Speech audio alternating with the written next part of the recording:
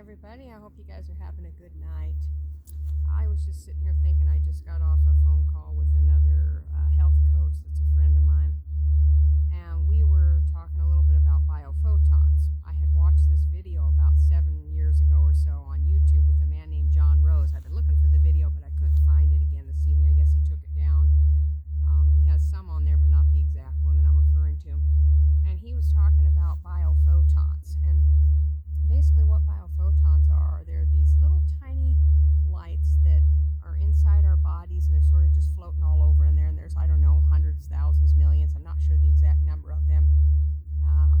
And when you get close to your deathbed, they found a special instrument that they can use to view these lights inside your body. And they kind of consider it to be sort of like the soul or the spirit or the energy source, just like mitochondria, a way for your body to get energy.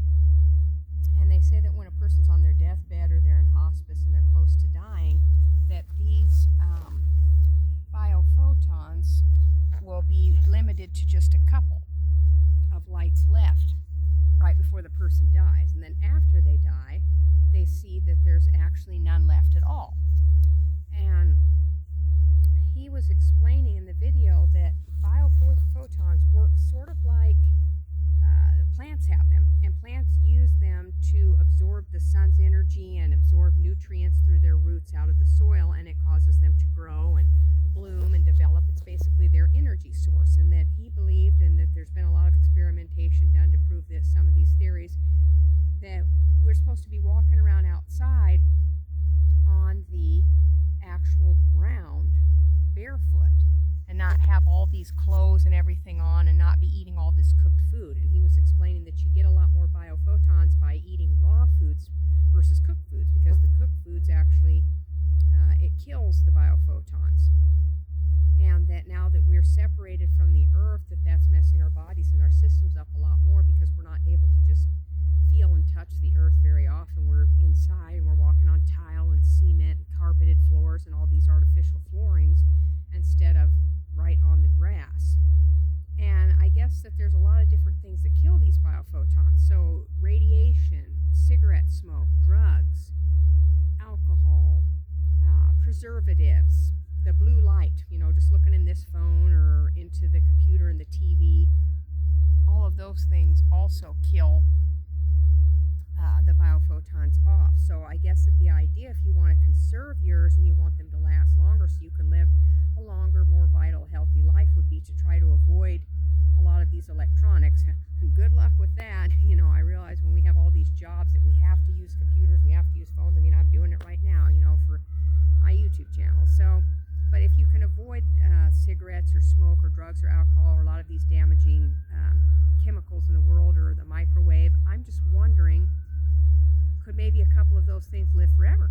Maybe we wouldn't die if we weren't exposed to all these chemicals. And I also found something, his video led me to do some other research, to look at some other research where they were talking about the liver and the organs. They've done some experiments they believe now were actually made to produce certain building blocks that the system needs rather than filter food. And if that's true, it would make sense why all of our organs are breaking, because maybe they're not meant to filter the food. So just like back in the day, we used to be able to, we produced a lot of pain relieving endorphins. And before they had pain pills, if a person's leg got cut off, they would just go into some sort of shock and pump a bunch of pain relieving endorphins, and this would lower their pain level to where they could handle it. Then we started taking pain killers and aspirins, Tylenol, Percocets, and now our bodies have become weak and we don't produce as many pain relieving endorphins, so our threshold or our tolerance has gotten really low because we've gotten dependent on that. And supposedly the liver and the pancreas and these organs were able to pump and create their own vitamins. We produced our own vitamins, we produced our own amino acids, and we produced something called human type protein.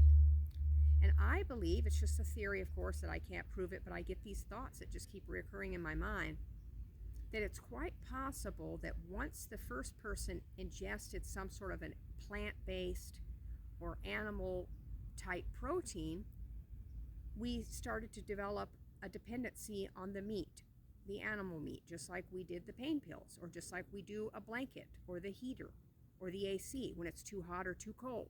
So now we don't warm ourselves as well. Before clothes, we just walked around naked, even in the winter, any time of day.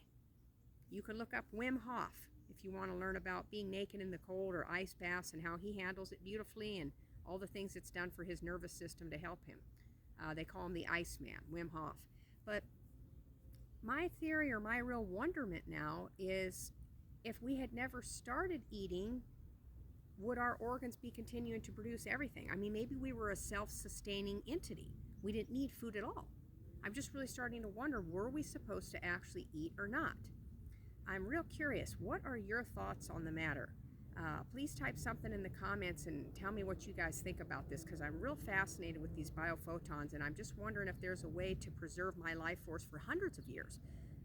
And I just want to know what you guys all think, what your thoughts and feelings are about whether or not you think eating has always been necessary, or if there might be a way to slowly wean off of the food the same way that we got dependent on all these things, like how people wean off of drugs and alcohol. Could we possibly wean off the food, or do you think we actually need food? Looking forward to hearing your comments and thoughts on the matter. Have a great night.